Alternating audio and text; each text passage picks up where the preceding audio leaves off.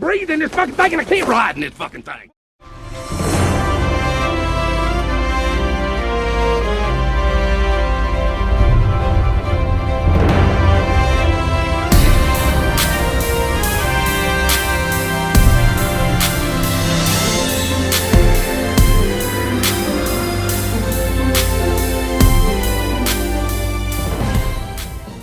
Hey gang, I do have a hump day editorial for you, and this one is along the lines of, you guessed it, coronavirus pandemic.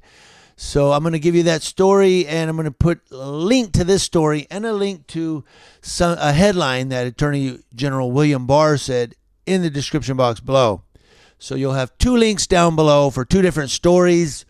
The first one is a headline I'll give you that Attorney General William Barr has said the stay-home orders are disturbingly close to house arrests, and that some states are going too far in trying to stop the spread of the coronavirus, so that the Department of Justice is now going to get involved and take action against states that do go too far in the stay-home orders. And he said it's disturbingly close to house arrest. Like if you go out, you're going to get cited, you're going to get arrested, it's a misdemeanor, yada, yada. And you know, of course, our Attorney General is saying, hold on a minute.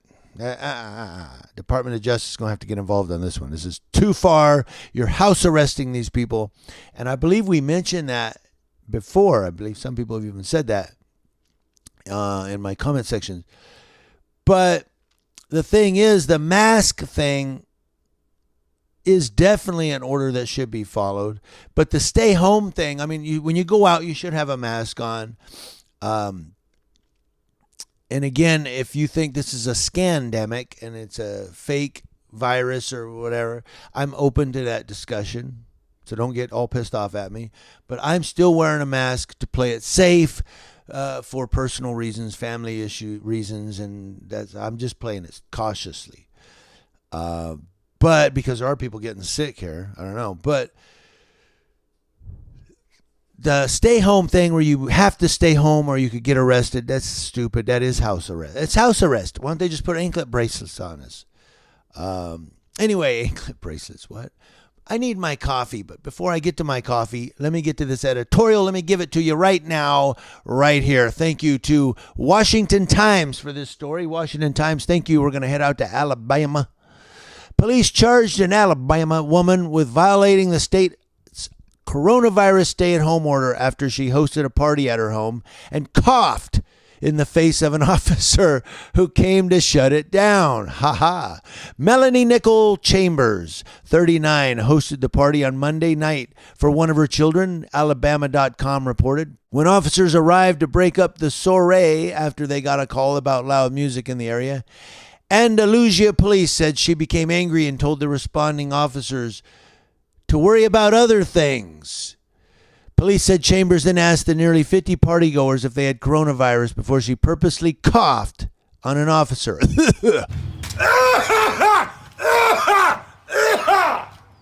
This resulted in a charge of criminal assault with a body fluid, but police chief Paul Hudson has since said her actions don't meet the standards for that charge. Good job, Chief.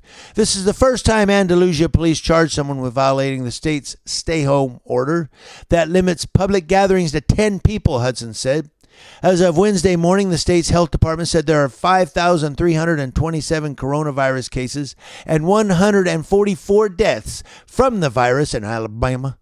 Chambers was also charged with several drug charges after officers said they found controlled substances during a sweep of her house. Her bond was set at $23,500.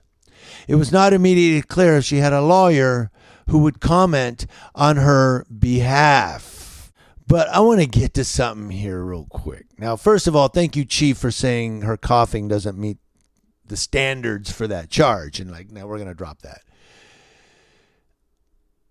Let's go through this real quick. Okay, really super quick, and then I'm going to be done. They go to her house because there's loud music and all that, and they're like, this is a party. It's got to be a violation of the stay-home order. They get there. There's like 50 people there. They go, this is a violation of the 10-person maximum state's stay-at-home health order, blah, blah, blah. She gets upset and coughs in their face.